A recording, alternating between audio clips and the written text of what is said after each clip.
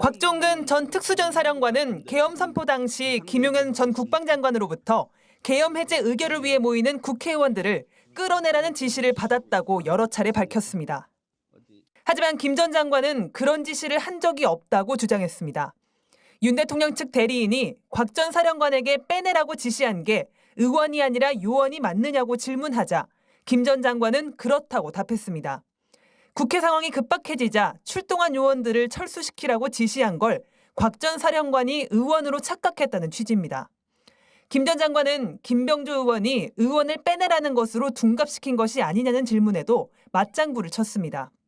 하지만 비상계엄 당시 국회 봉쇄를 담당했던 곽 전 사령관은 앞서 국회에 출석해 국회에서 의원들을 끌어내라는 지시를 받았다고 여러 차례 밝힌 바 있습니다. 어제도 국회에 출석해 다시 한번 자신의 증언이 맞다는 걸 확인했는데 윤 대통령과 김 전 장관은 한 팀인 듯 부하 탓을 한 겁니다. 분명하게 제가 사실이라고 다시 한번 말씀을 드리고 김 전 장관은 계엄 당일 투입한 병력도 280명으로 소수에 불과했다고 주장했습니다.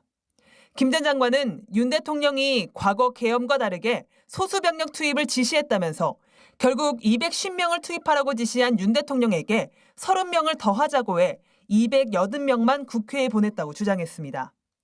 실탄 역시 윤 대통령이 개인 휴대를 하지 말라고 해 통합 보관을 했다고 주장했습니다.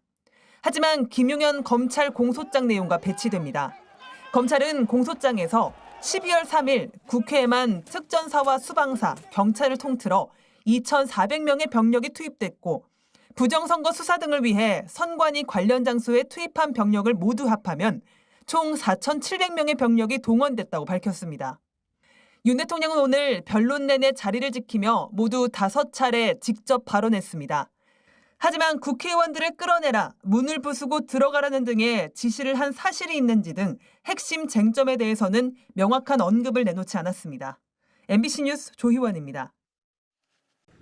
오늘 헌법재판소 탄핵심판법정에서 윤석열 대통령과 김용현 전 장관이 내놓은 새로운 주장.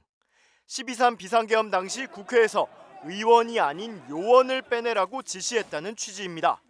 계엄 관련 사령관들이 국회에서 의원들을 끌어내라는 지시를 받았다고 일관되게 진술하자 요원이라고 강조한 건데 곧바로 바이든 날리면 시즌2냐는 비판이 쏟아지고 있습니다. 더불어민주당 박주민 의원은 그렇다면 국회 본회의장 안에 심어둔 요원이라도 있었다는 말이냐며 그렇다면 그자들도 공범이라고 말했습니다.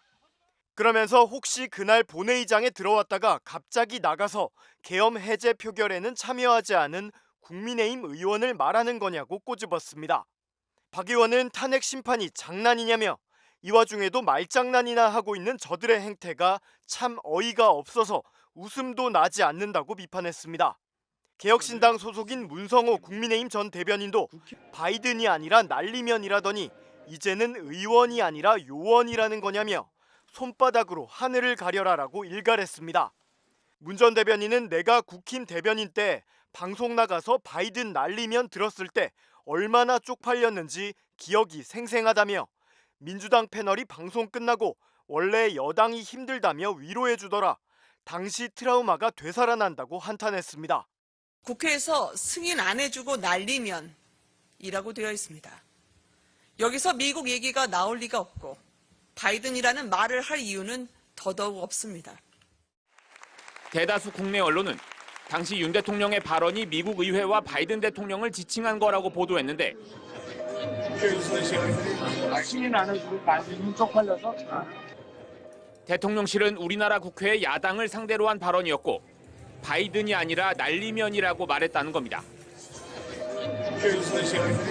승인 안 해주고 날리면 쪽팔려서 당초 대통령실은 비속어 논란 6시간 뒤 진행된 고위 관계자의 브리핑 때만 해도 외교 참사로 연결짓는 건 유감이라고 했을 뿐 바이든이 아니라 날리면이라는 식의 구체적인 해명은 하지 않았습니다.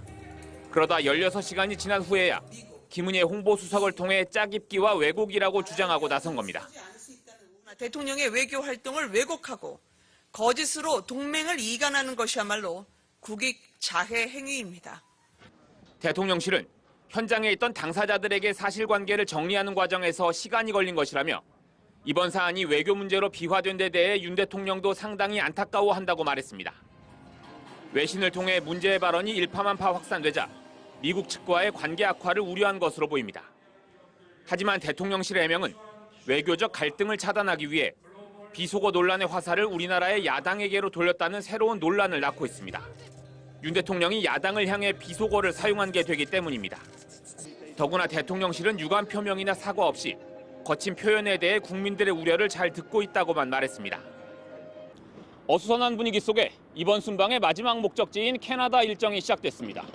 윤 대통령은 우리 시간으로 내일 새벽 캐나다 트리도 총리와 정상회담을 갖고 양국 경제협력 방안을 논의합니다. 토론토에서 MBC 뉴스 이기주입니다.